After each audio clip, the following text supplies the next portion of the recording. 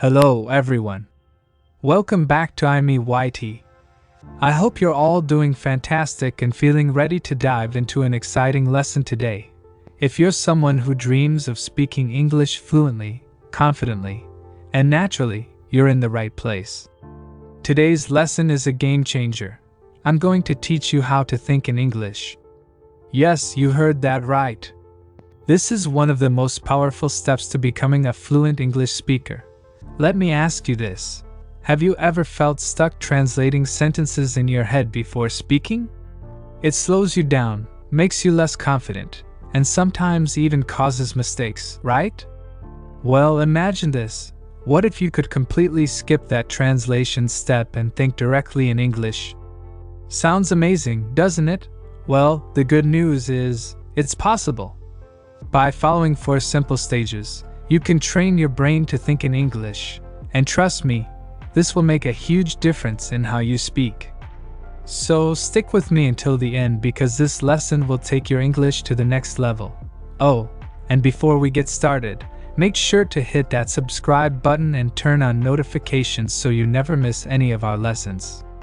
Now, let's jump right in. How to think in English. The 4 stages. Stage 1. Think in verbs.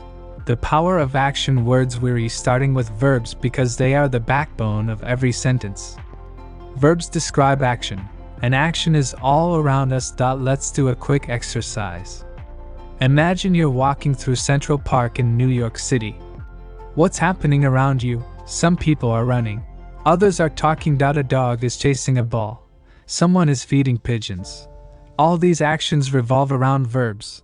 Run, talk, chase, feed. Even if you're not outdoors, you can practice thinking in verbs. Look around your home. You might be cooking. Someone else could be cleaning. Or maybe you're just relaxing. Pro tip. Take 5 to 10 minutes every day to focus on the actions around you. Choose a new place daily and practice identifying verbs. This habit will train your brain to think in English in real time. Stage 2. Think in nouns. Name the world around you. Once you've mastered verbs, it's time to focus on nouns. Everything around you has a name. People, places, objects, or ideas. Imagine you're standing by the Sydney Opera House in Australia. What do you see? The building, the harbor, tourists. A boat. A few seagulls. These are all nouns. Now, try this exercise wherever you are. If you're in your room, look around. You might see a table. A laptop. A book. Pro tip. Practice naming things around you in English every day. For example, if you're in a cafe, try identifying everything you see: cup, plate, waiter, customer. Over time, you'll think in English naturally. Stage 3. Think in sentences. Connect verbs and nouns. Now comes the exciting part. Forming sentences. Let's say you're in Cape Town, South Africa, looking at the stunning Table Mountain. You could describe the scene like this. The tourists are climbing the mountain. The sun is shining. The wind is blowing. Start with simple sentences like these. Once you're comfortable, try adding more detail.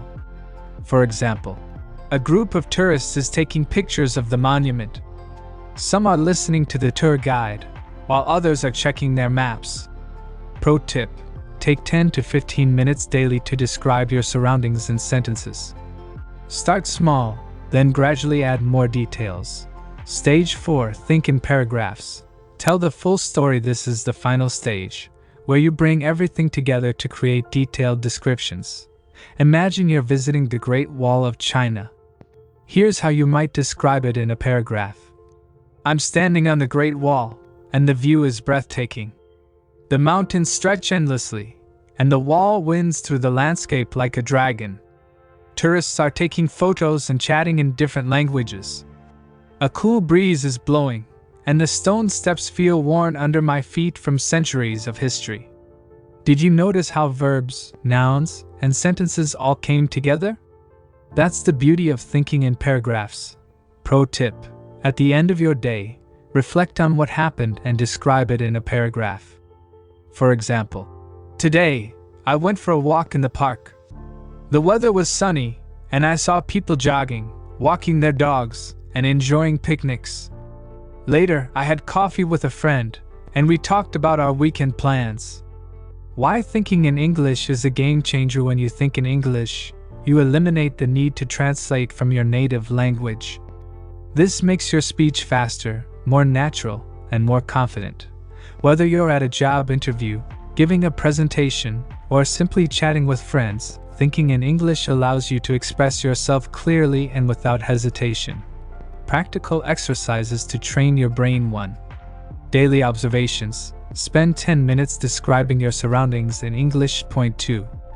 Picture descriptions. Find a photo and describe everything in detail. Point 3. Journal writing. Write a short entry about your day in English. Point 4. Talk to yourself.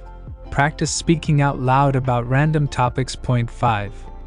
Language challenges. Set a timer and think only in English for a few minutes. Final thoughts. Your path to fluency. Learning to think in English is a journey, but with regular practice, you'll see incredible progress. Remember, the key is consistency. Even a few minutes a day can make a world of difference.